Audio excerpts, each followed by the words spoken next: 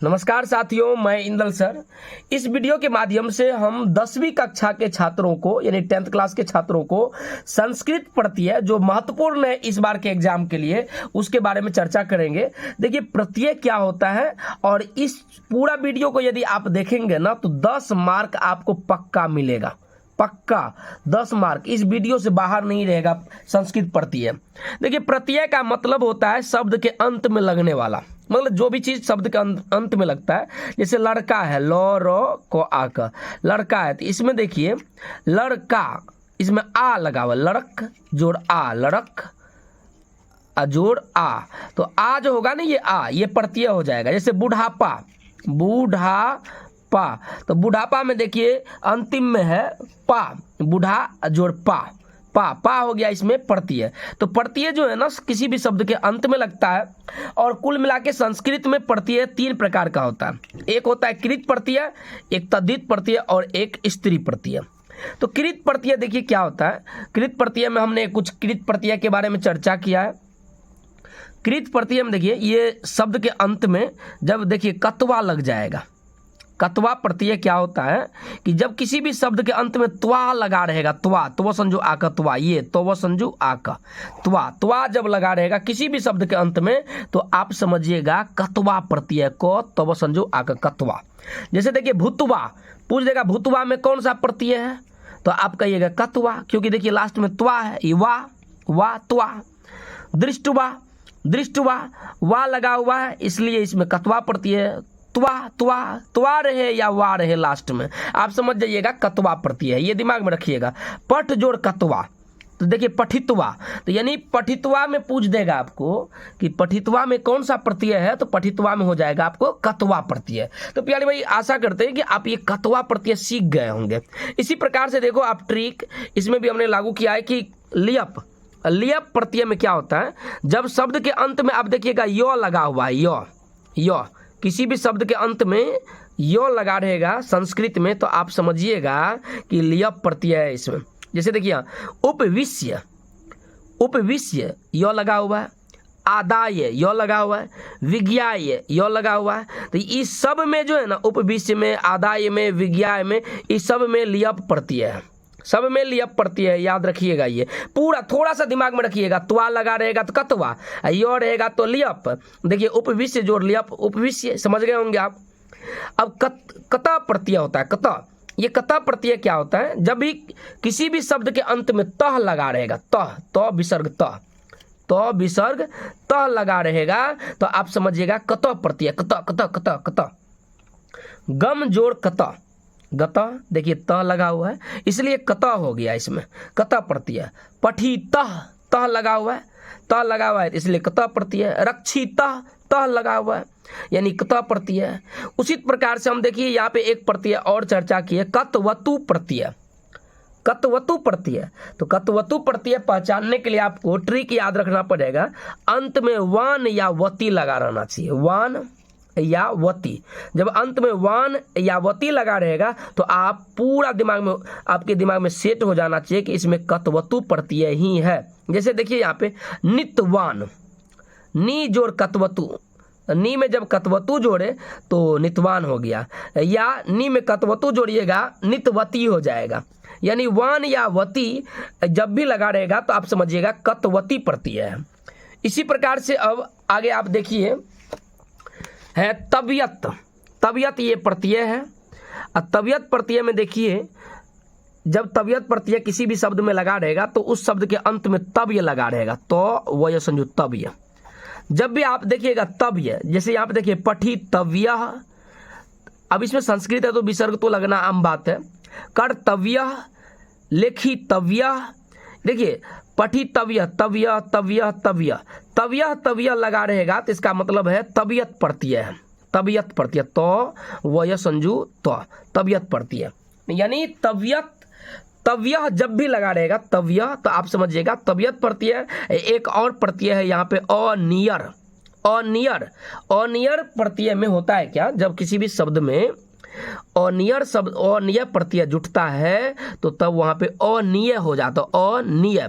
जैसे देखिए क्री जोड़ अनियर, क्री जोड़ अनियर, तो जब क्री में अनियर जोड़ा गया तो कर्णीय हो गया। तो आपको सिर्फ ये दिमाग में रखना पड़ेगा, लास्ट में यदि तव्य है तो तबियत, अनिय है तो अनियर प्रत्यय हो गया।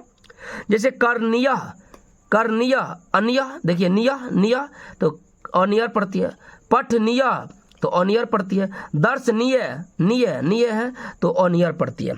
इसी प्रकार से देखिए आप तुमुन में भी देखिए आप तुमुन प्रत्यय का जब किसी भी शब्द में तुमुन प्रत्यय जुटा रहेगा तो उस शब्द के लास्ट में तुम लगा रहेगा, तोरसु का मोहलंत।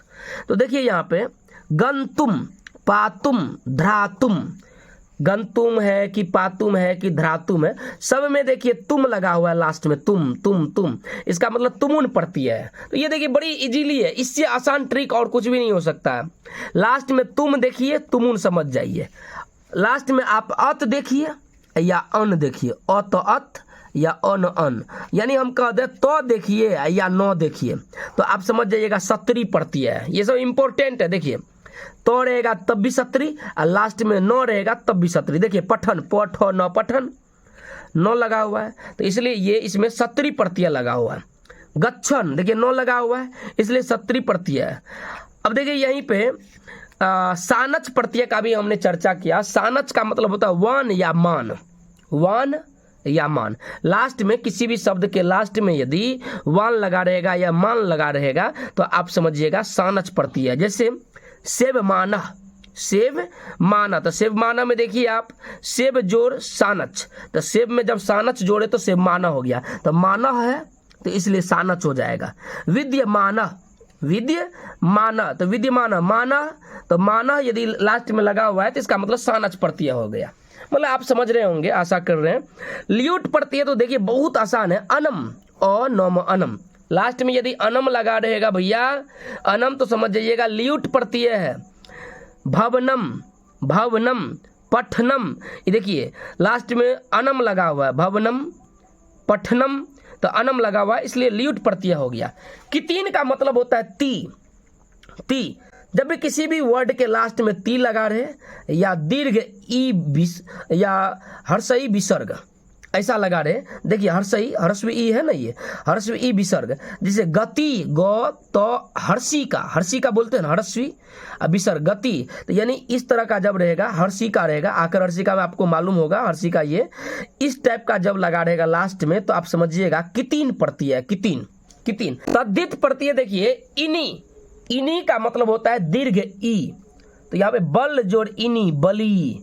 दीर्घ ई का मतलब होता है भैया आकर हर्षिका में ऐसा, दीर्घ ई, आकर हर्षिका, दीर्घी का, हर्षु का, दुर्गु का, री का, ए का, ये जब पढ़े होंगे तो इसमें देखिए दीर्घ ई है ना, तो दीर्घ ई में ये दीर्घ ई का हुआ ऐसे। हाँ तो बल जोड़ इनी, इनी का मतलब तो दीर्घ ई होता है, तो दीर्घ ई को तो ऐसे लिखेंगे तो बल ल दीर्घी का बली हो गया। सुख जोड़ इनी, सुखी, देखिए ये देखिए बड़ी इंपॉर्टेंट है ये सब। त्रल, तोरा संजू ल, त्रल, त्रल का मतलब होता है त्र, त्र, सर्वत्र में देखिए त्र लगा हुआ है तो त्र देख लीजिएगा तो त्रल प्रत्यय बोलिएगा, त्र देख लीजिएगा त्रल प्रत्यय देखिए बोल दीजिएगा। इसी प्रकार से ये ठक, ये ठक प्रत्यय, त्रल प्रत्यय, ये सब बड़ी इंपॉर्टेंट होता है भैया, ठक और त्रल प्रत्यय।